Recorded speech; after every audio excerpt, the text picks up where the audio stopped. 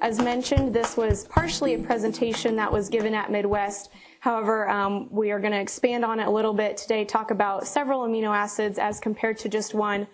So we'll go through this during the duration of the talk. So to begin on amino acids, why are we talking about amino acids and why are we talking about the particular ones we'll discuss today? So as swine producers, we know that we can include synthetic or crystalline amino acids in swine diets and have several benefits, but primarily we can replace more expensive protein sources such as fish meals or processed soy. And doing this will make diets more economical.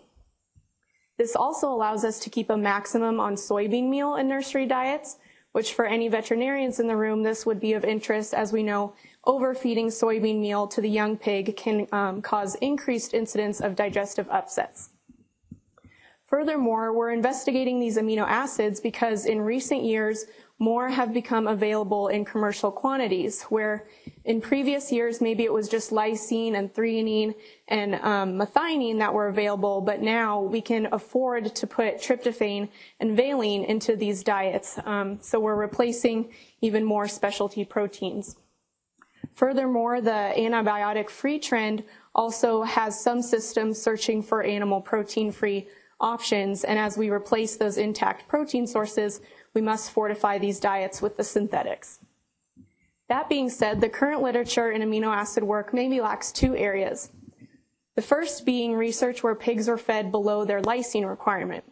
Lysine being the first limiting amino acid in corn and soybean meal diets, and we formulate all other ratios in all other amino acids in ratio to lysine.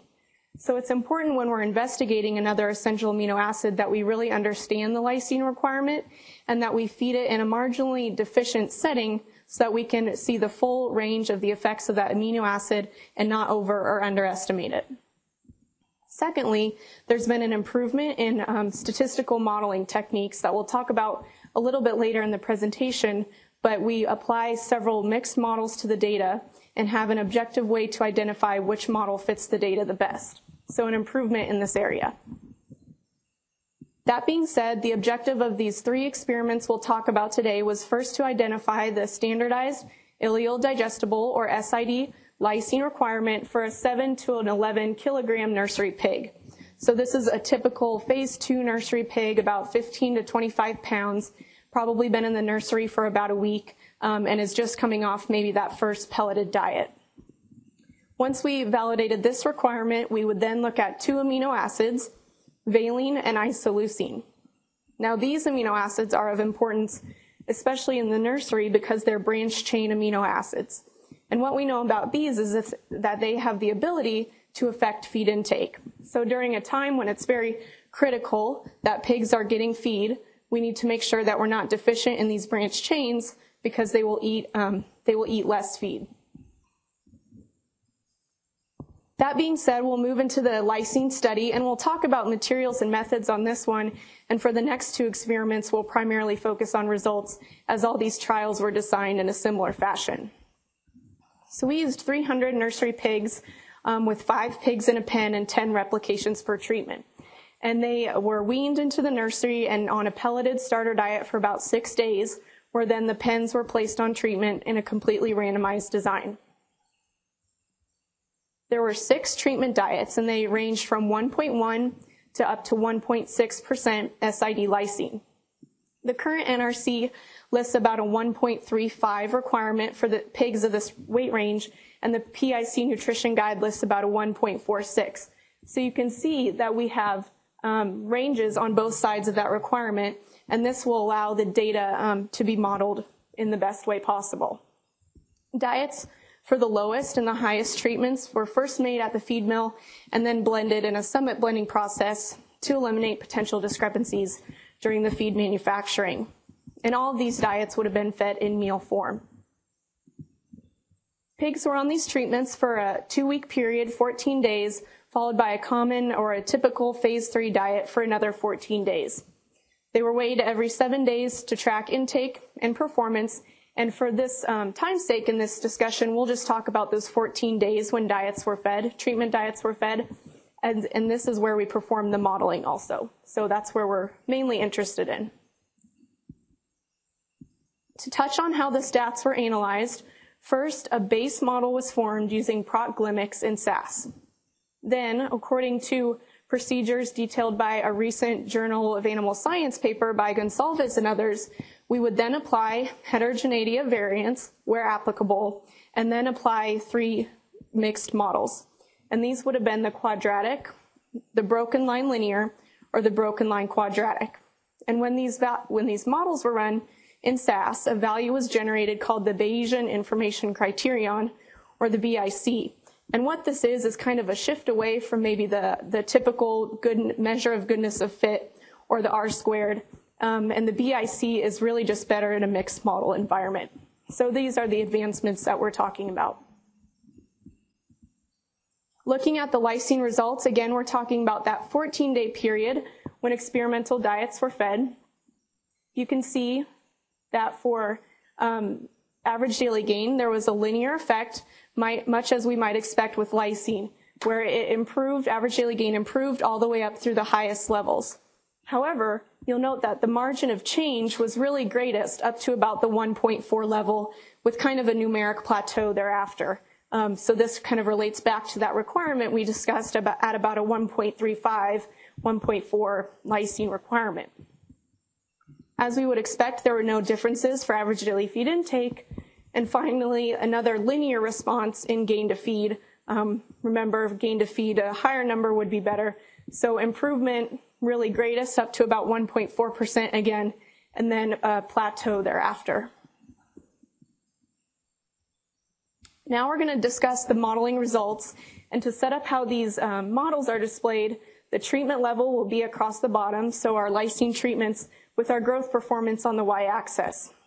Now the data that you see plotted here are Penn means, and although it does show variability within the data, it allows the models to find the best fit as compared to just using treatment means to kind of connect the dots through the means. Therefore, for the average daily gain, there were 2 best fitting models. The first being the broken line linear that had a maximum at 1.45 there in the red, and then the quadratic polynomial actually had the maximum outside of the data range. But what we can do is we can scale that back to say, where can we capture 95% of this average daily gain? And that was back at 1.43% SID lysine. The modeling results for feed efficiency were very similar in the case of lysine, where the broken line broke at 1.45 and the quadratic was once again outside of the data range. However, scaled back was very, very close to the broken line breakpoint. That being said, now that we had validated the lysine requirement, we're looking at the valine to lysine ratio requirement. Again, valine has now become economical to put into these nursery diets and has a potential to impact feed intake. So 280 pigs were used this time in a 5-day common starter period, but very similar, same pigs and same facilities. In this experiment, there were 7 treatment diets ranging from 50 up to 85% SID valine to lysine. And since we had validated that 1.45 lysine requirement, we set pigs to be marginally deficient at about 1.24 lysine. Currently, NRC recommends about a 64, and PIC recommends 67. So once again, we have a spread on both sides so that we can model the data. Diving right into valine experimental performance, again, the 14-day period, and let's look right at average daily feed intake. So you'll see there's a quadratic effect with which increasing SID valine improved the intake, and you can see once we get up to about 63 or 68, 73%, there's no improvement thereafter. So in this case, more is not better. We just need to not be deficient so that these pigs have full intake during this nursery period. This then drove a quadratic response in average daily gain that improved average daily gain up to about those 68% and a plateau thereafter. Finally, for feed efficiency, gain to feed, there was also a quadratic response. So we'll look at how these models performed for the valine experiment, starting with average daily gain. There was one best fitting model, and it was the broken line linear, and this broke right at 63%. And you can see how this model really characterizes that dose response as it hits kind of the means of each of those treatments. So we feel confident in this modeling techniques.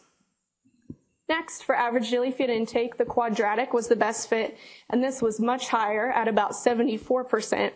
However, we scaled it back to where we could capture 99% of that intake, and that was all the way back at 68. So really close to that PIC requirement that we mentioned. Finally, for gain to feed, once again, a quadratic polynomial model, maximum of this curve was at 72. But again, scaling it back, we could go to 64% valine and still capture 99% of that performance. And you can see by the low slope of that curve how that scaling works. And finally, we'll talk about the isoleucine experiment. At this time, isoleucine is made synthetically, however, not particularly economical in diets. But as we begin to include synthetic valine, isoleucine becomes next limiting. So it's important that we characterize this requirement. Similar number of pigs. This experimental treatment period was only 12 days long, but same experimental design. And there were 7 treatment diets, ranging from 40 to 63 isoleucine to lysine ratio. And currently, NRC is at about 52, and PIC just slightly higher at 55. We'll go right again to average daily feed intake on these results, where there was a quadratic effect. And you can see at these lower levels of isoleucine how much poorer the pigs ate. So once again, it really hurts to be deficient in these branched chain amino acids. And once we get up to about 52, there's some numeric bouncing after, and no improvement after that. There was a linear response in average daily gain, so it improved all the way up to our highest levels. And finally, in gain to feed, there was a quadratic response. However, you'll notice the lowest level of isoleucine and the highest level, they had the best feed efficiency with some numeric variation in between. So we did not focus on modeling this response in this particular experiment. Looking at the modeling results for average daily gain, there were 3 competing models here. However, you'll notice that the broken lines, both the linear and the quadratic, they both broke at 52%. So we're reporting those as they were competing statistically, but they give us the same answer. And then the quadratic polynomial, which often has a maximum that's much higher than our breakpoints, was at 64.7, but scaled back once again to about 57 to capture 99% of that performance. Lastly, looking at the model for average daily feed intake, there are 2 best fitting models, the quadratic at about 56.2, with 99% all the way back down to 52% of isoleucine to lysine. And then the broken line linear broke at about 51%. So we're right in that range as reported by NRC and PIC requirements.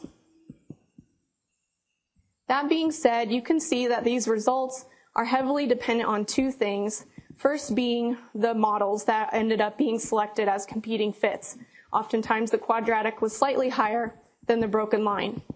Secondly, it's dependent on the response modeled. So average daily gain may have a different requirement or a maximum than feed intake or feed efficiency.